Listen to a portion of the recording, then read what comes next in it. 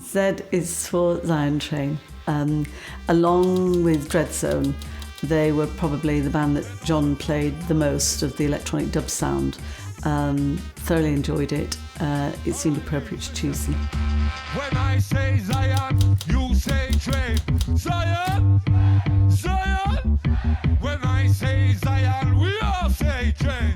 Zion, Zion.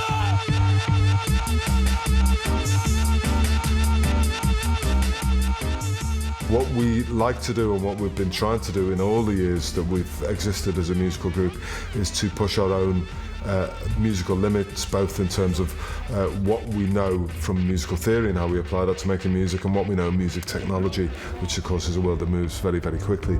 I love the sound system, the speakers, the amplifier.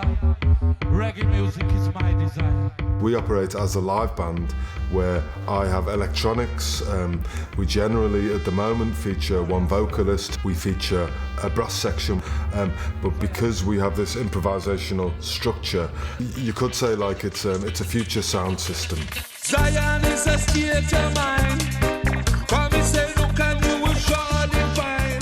The first consciousness I had to John Peel was as a teenager, really, because I was brought up on Merseyside, Birkenhead, just over the Mersey from Liverpool, and I used to listen to John's show midweek in the evening, like I know lots of people did, and as a reggae fan I would have my cassette player poised with the cassette paused up, waiting for him to play a reggae tune, which, as we all know, he'd play sort of one per half hour, but it would be sandwiched between this excruciating, for me, other stuff, and I didn't want to record the whole of his show.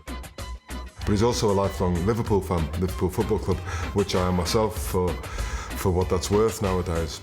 And I always used to sort of engage on a personal level even then, because I'd often listen to the game on the radio. Half an hour after the game finished, John Peel show would be on Radio 1, and he'd always comment on the game, because, you know, if we'd won, we'd both be happy. If Liverpool had lost, we'd both be sad. That was nice. When we released our second album, which was called Natural Wonders of the World in Dub, it was really championed by John on his radio show. He played it was a 10-track album, he played 8 tracks one night, not consecutive but in the same show. We were a band distributing our records on our own record label on London Transport.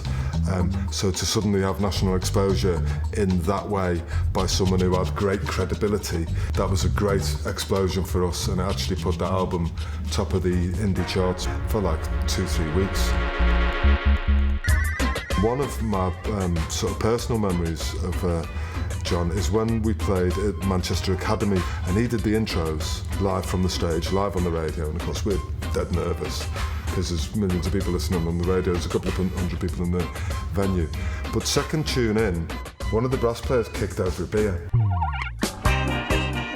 Then I saw motion sort of at the corner of my eye, and I looked up, and the most famous man in the room was on his hands and knees with a towel, scrubbing up the beer, and of course it was John Peel, and I just thought that was fantastic, because actually most Radio 1 celebrities are going to go, oh, yeah mate, there's a beer spilled down here, and he clearly didn't think twice. This tune goes out to the man who has inspired millions with his diverse range of music, Mr. John Peel. They were absolutely marvellous. The right band in the right place at the right time. Zion Train, of course. It was great being on stage. And people were smiling, you know, the first time I've seen a whole audience of people smiling, and it was one of those things when everybody who was there was into it, and whenever the drum and bass came in, you could see everybody, like a great surge, go through the crowd. It was terrific.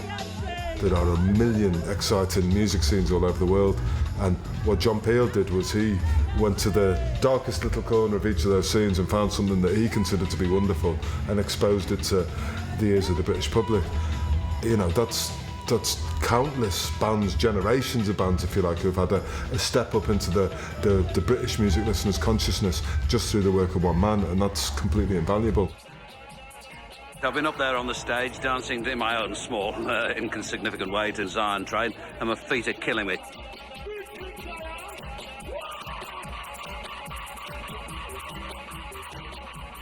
Too many people build barriers. Like, we're into music. It's not all listenable from everyone's point of view, but it should all be interesting from everyone's point of view, and that's something that Mr. Peel clearly, revelled and clearly thrived on, that element of, well, it can sound like anything, it's about the energy that's in it. There is only one real peace now, and that is peace for all.